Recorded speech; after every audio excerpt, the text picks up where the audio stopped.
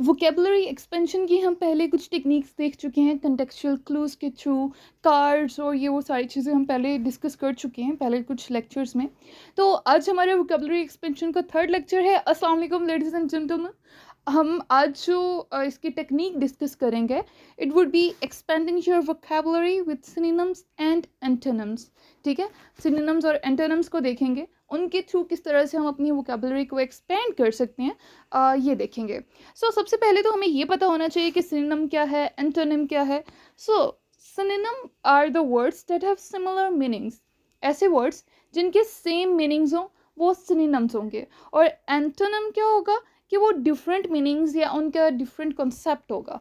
ठीक है, अगर तो सेम बात हो रही है, एक जो वर्ड है, 4-5 लफ्ज़ हमारे पास हैं, उनका मीनिंग या कंसेप्ट सेम ही है, तो वो सिनोनिम्स हो गए एक दूसरे के। और अगर 4-5 वर्ड्स हमारे पास हैं और उनका मीनिंग टोटली ऑपोजिट है, तो वो क्या होंगे, एंटोनिम होंगे।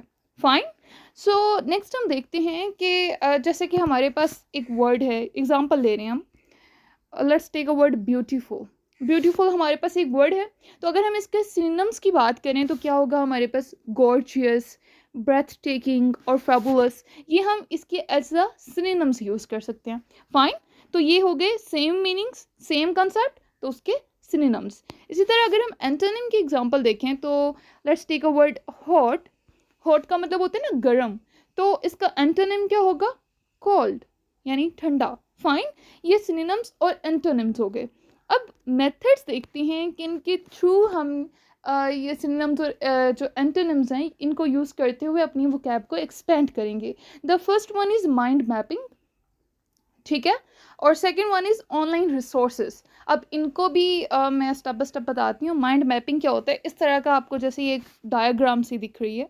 ठीक है, ये it's just a mind map. For example आपके माइंड में एक वर्ड आया है ब्यूटीफुल, आपने वो लिखा, उसके साइड पे कुछ सर्कल्स ड्रा कर दिए। ठीक है, उनमें जो जो आपके माइंड में उससे रिलेटेड वर्ड आते जा रहे हैं वो लिखते जाओगे। ठीक है, यहाँ पे और ज़्यादा सारे भी हो सकते थे। इसमें जैसे कि मैंने लिख दिया कि pretty, gorgeous, breathtaking, fabulous.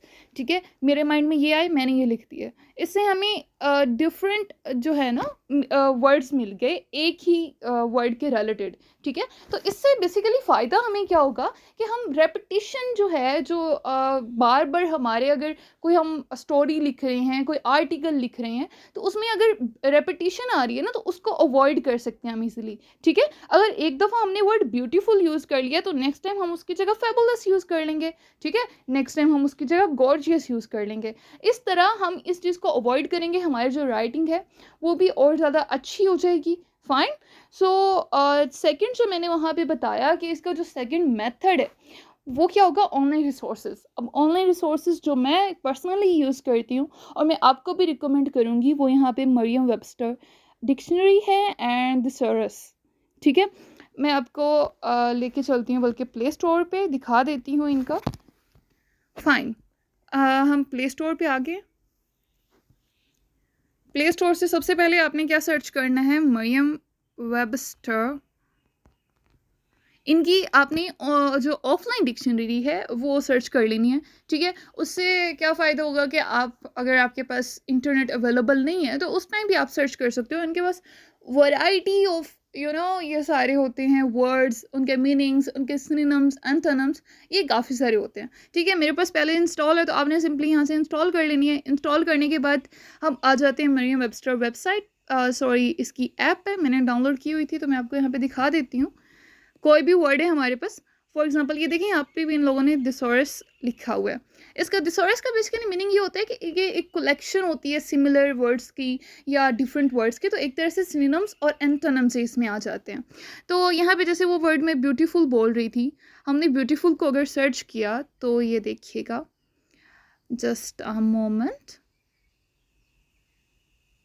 Here it is. हमें यहाँ पे उसके ये देखें सिनोनिम्स और एंटोनिम्स उसके मिल गए। सिनोनिम्स उन्होंने काफ़ी सारे लिख दिए, ऑसम, बैंग अप, बैनर, मतलब काफ़ी काफ़ी ज़्यादा सारे। ठीक है, और दूसरा क्या हो गया, एंटोनिम्स भी उन्होंने काफ़ी सारे दे दिए। एग्जांपल भी वैसे इसमें देते हैं, तो मेन मैंने जो आपको चीज़ दिखानी थी वो थे सिनोनिम्स और एंटोनिम्स। ठीक है, दूसरे जो मैंने सोर्स बताई है इट्स थिसॉरस। हम दोबारा प्ले स्टोर पे गए, प्ले स्टोर पे हमने सर्च किया थिसॉरस।